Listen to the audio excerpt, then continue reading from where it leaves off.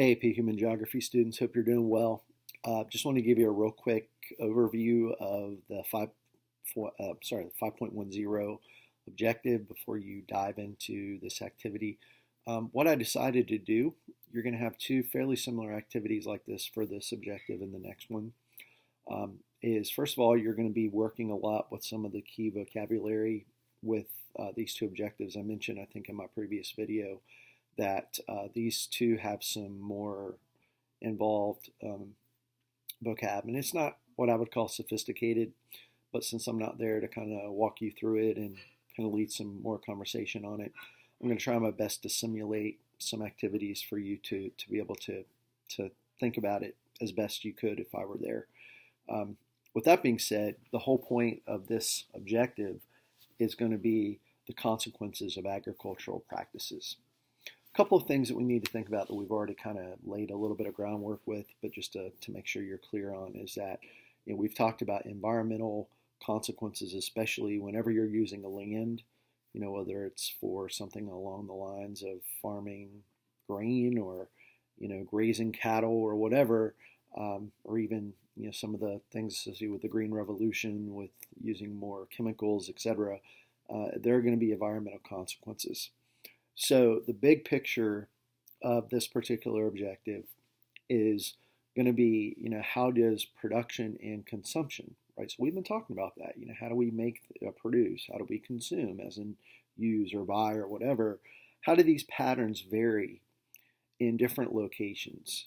And think about the different world regions that we've talked about that produce a variety of different crops for different reasons, climates, etc. But how do these situations create challenges? And these challenges can be social, environmental, economic, and they could also be cultural, because you're going to be researching this. There's a lot of things for you to consider. There's a little bit in your readings if you look back at chapters 12, 13, and 14. But I would say probably the biggest bulk of where you want to find your evidence is definitely going to be through some credible things that you'll put together. Now, what are you going to do first? First of all, you're going to have a pretty organized thing that you're going to be doing as far as defining terms, using them in a way that shows that there's an understanding there. But then you're also going to be collecting evidence that you'll be using. Now, after you do all this, then what you're going to do is you're going to basically put yourself in the position of somebody that would have to write a FRQ on this. The directions, I think, will be pretty straightforward. And what you're going to have to do is you're going to have to create that 7-point FRQ. One of the things will require you to maybe pick a concept or something that students would have to define, and then be able to show an understanding of that based off of them writing about the themes or even some of the concepts that they would want to be able to use. Okay, and you're going to be doing something pretty similar to this for the next couple of objectives.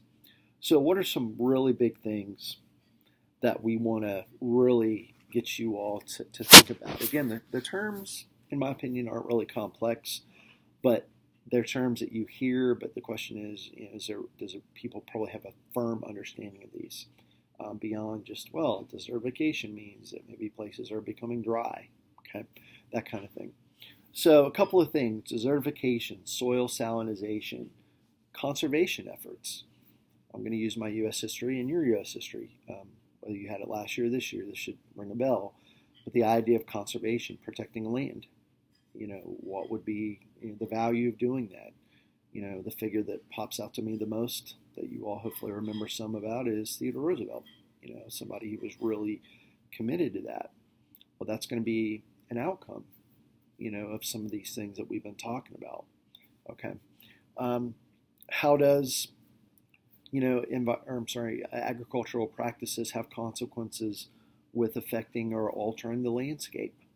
Okay, so slash and burn, terraces, irrigation, right? Those kinds of things. There's about 5 or 6, 7 key terms there that you're going to define and then use to show an understanding of before you start to do that that free response question assignment. So there's going to be a couple of components to this.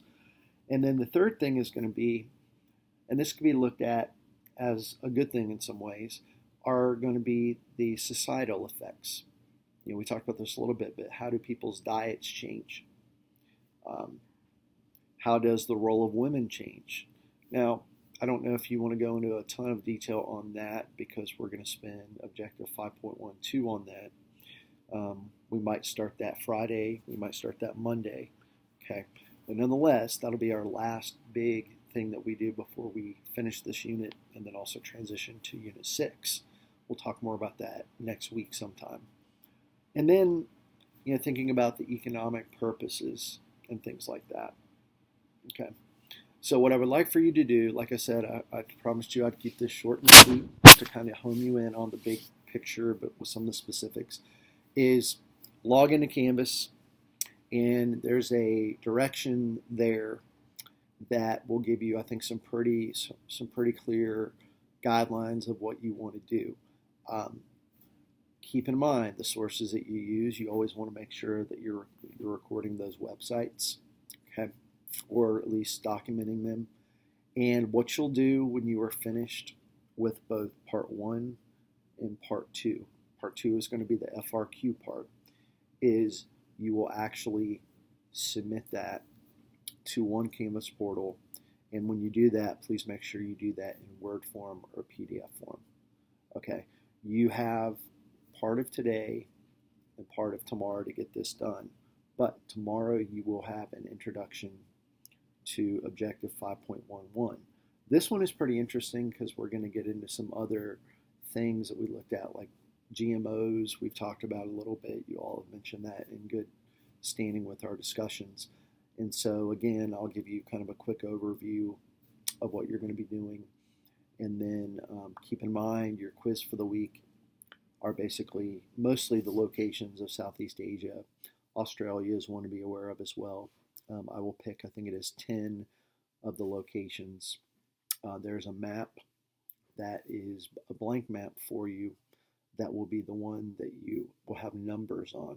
Now, the thing about it when you do the quiz is that the numbers will include all of Asia, but the only ones that I will put there for you to identify, and you'll have a word bank with the countries by name, will be the ones that are specific to Southeast Asia. Okay, so make sure that you do that. The Lizard Point has a really good review of that. I think a lot of you have used that before. So as always, make sure that you've submitted your 5.9 assignment. Okay, make sure that you're making progress on Chapter 14 in your readings. And I will give you updates. I'm hoping to be back as soon as possible, but a lot of that deals with or involves things that we don't have direct control over. Okay. Thank you for your cooperation. Hope you're doing well, and let me know if you have any questions. Thanks, guys.